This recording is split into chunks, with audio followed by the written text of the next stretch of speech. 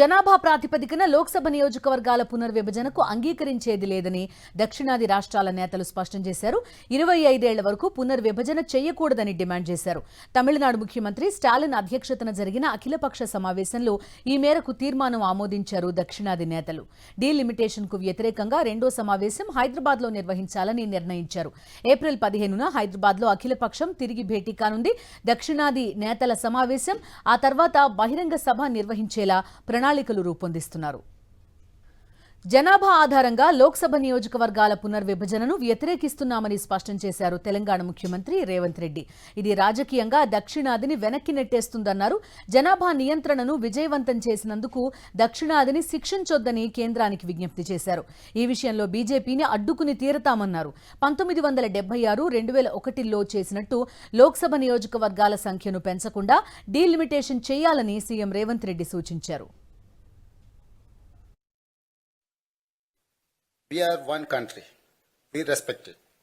But we cannot accept this proposed delimitation because of it will politically limit us. It will punish us for being performing states. We have to stop BJP for implementing any unfair delimitation. My first point, don't increase Lok Sabha seats. Do delimitation within states. In 1976, Prime Minister Srimati Indira Gandhi did delimitation without increasing any seats because it will create imbalance of political power between states. In 2001, NDA government led by Mr. Atal Bihari Vajpayee also did delimitation in states without any increasing seats. PM Narendra Modi must also do the same. Don't increase Lok Sabha seat numbers. My second point is that South will not accept population-based delimitation. If BJP does delimitation on population, South India will lose political voice. North will make us secondary citizens. Everyone here agrees we will not accept delimitation based on the population. Delimitation పై ప్రశ్నించకుంటే చరిత్ర మనల్ని క్షమించదన్నారు BRS working president KTR. జనాభా ఆధారంగా పునర్విభజన జరిగితే దక్షిణాది రాష్ట్రాలకు తీరని నష్టం జరుగుతుందన్నారు. The fact is, unless you voice your concerns, unless you start championing the cause of the underdog, which in this case will be South India, I think we'll be doing a great disservice to our future generations. History will not forgive us if we don't speak up now. This is the time to speak because discrimination against South Indian states is not new. Both national parties have done that in the past. I'm not going to elaborate on that. But now this seems to be adding insult to the injury. This proposed delimitation based on population seems to be adding insult to the injury. Let me just quickly quote a renowned jurist who said, "A true federation does not allow any region to dominate another, nor does it permit the dilution of democratic representation based on transient factors." You know, if we don't approach this delimitation exercise cautiously, with caution, this could impact India's federal balance. I am an Indian. I love this country. And I truly cherish every minute of being an Indian.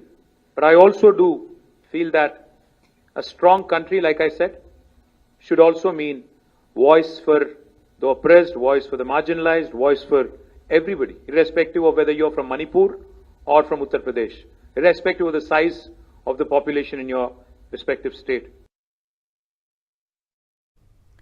నియోజకవర్గాల పునర్విభజన చేయండి కానీ సీట్ల జోలికి, సీట్ల సంఖ్య జోలికి వెళ్లొద్దు అనేది ఒక ముక్త కంఠంతో తమిళనాడులో జరిగిన ఈ సమావేశం పిలుపునిచ్చిన పరిస్థితి. ఇక తెలంగాణ నుంచి బీఆర్ఎస్, కాంగ్రెస్ కి సంబంధించి రిప్రజెంట్ చేసిన పరిస్థితి కూడా ప్రస్తుతం మనం చూస్తున్నాం. పూర్తి డీటెయిల్స్ అందిస్తారు రాకేష్, మనతో పాటు జాయిన్ అవుతున్నారు. రాకేష్, చెప్పండి, డీలిమిటేషన్తో ఖచ్చితంగా దక్షిణాది రాష్ట్రాలకు అన్యాయం జరుగుతుంది, జనాభా ప్రాతిపదికన డీలిమిటేషన్ మాకు ఓకే కాదు అని ఈ సమావేశం ముక్త కంఠంతో తెలియజెప్పిన పరిస్థితి. ఎలాంటి అప్డేట్స్ ఉన్నాయి మీ దగ్గర? డీలిమిటేషన్ పైన దక్షిణాది రాష్ట్రాల మీటింగ్ ఈ రోజు చెన్నైలో జరిగింది. చెన్నై మీటింగ్ లో పలు కీలక నిర్ణయాలు కూడా తీసుకున్నారు. ముఖ్యంగా వచ్చే మీటింగ్ ని హైదరాబాద్ లో నిర్వహించాలని సీఎం రేవంత్ రెడ్డి ప్రస్తావనకు మిగతా ముఖ్యమంత్రులు కూడా ఓకే చెప్పారు. ఏప్రిల్ 15 లేదా 16న ఈ మీటింగ్ హైదరాబాద్ లో నిర్వహించే అవకాశం కనిపిస్తా ఉంది. అదే రోజు ఒక భారీ బహిరంగ సభ పెట్టి తమ హానిని ఇంకా బలంగా వినిపించాలని ప్రతిపాదన కూడా సీఎం రేవంత్ రెడ్డి చేశారు. దీన్ని కూడా మిగతా సభ్యులందరూ కూడా ఆమోదం తెలిపారు. దీంతో రెండవ మీటింగ్ హైదరాబాద్ లో పెట్టబోతున్నారు. ఈ మీటింగ్ కు ఇప్పటికే సంబంధించి పార్టీకి సంబంధించి కీలక ఆదేశాలు కూడా ఓవరాల్ గా వెళ్ళాయి.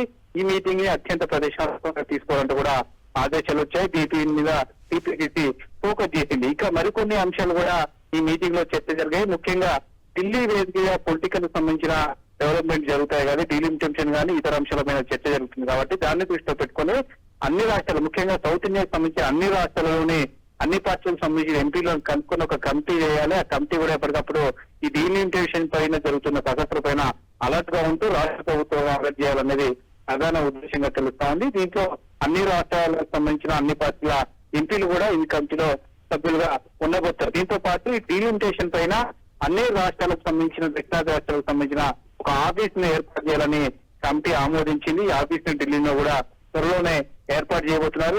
ఈ ఆఫీస్ మొత్తాన్ని కూడా సౌత్ ఇండియాకి సంబంధించిన అన్ని రాష్ట్రాల ముఖ్యమంత్రి కూడా వెళ్ళబోతా ఉన్నారు.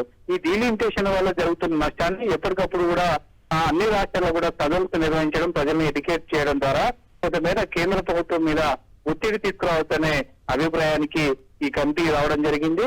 అవసరమైతే జిల్లాల వారిగా కూడా అన్ని రాష్ట్రాల్లో కూడా ఈ మీటింగ్ ఏర్పాటు చేయడం, ముఖ్యంగా తెలంగాణలో ఇలాంటి మీటింగ్ పెడితే ఇతర రాష్ట్రాలకు సంబంధించిన ముఖ్యమైన వాళ్ళని గెస్ట్ గా పిలుచుకోవడం, ఇతర రాష్ట్రాల్లో మీటింగ్ పెడితే తెలంగాణకు సంబంధించిన ముఖ్య నేతలు అక్కడికి గెస్ట్ గా వెళ్ళడం, దీని ద్వారా ప్రోగ్రామ్ యొక్క ప్రయారిటీ పెరుగుతుంది. At the same time BJP కేంద్ర ప్రభుత్వం పైన ఒత్తిడి పెరుగుతుందనే అభిప్రాయంతో దక్షిణ ముఖ్యమంత్రి ఉన్నట్టుగా తెలుస్తోంది. భవిష్యత్తులో మరింత కార్యాచరణ తీసుకుని ఉద్యమాన్ని ఉధృతం చేయాలన్న ఉద్దేశంతో దక్షిణాది రాష్ట్రాలు ఉన్నట్టుగా తెలుస్తోంది. ముఖ్యంగా నిధుల విషయంలో ఇప్పటికే దక్షిణాది రాష్ట్రాలకు నష్టం జరుగుతున్న నేపథ్యంలో ఇక పునర్విభజన కనుక ఎంపీలకు సంబంధించిన సీట్ల విషయంలో జరిగితే జనాభా ప్రాతిపదికన చేయగలిగితే ఖచ్చితంగా అది తీరని లోటు జరుగుతుంది. కేంద్రంలో ప్రాధాన్యత తగ్గడం కాకుండా మరింత నష్టపోయే అవకాశం ఉందని ఈ దక్షిణాది రాష్ట్రాల సీఎంలు ఒక నిర్ణయానికి రావడం జరిగింది.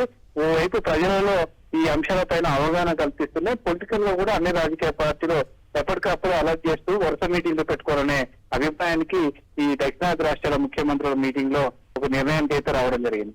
Okay Rakesh, thank you.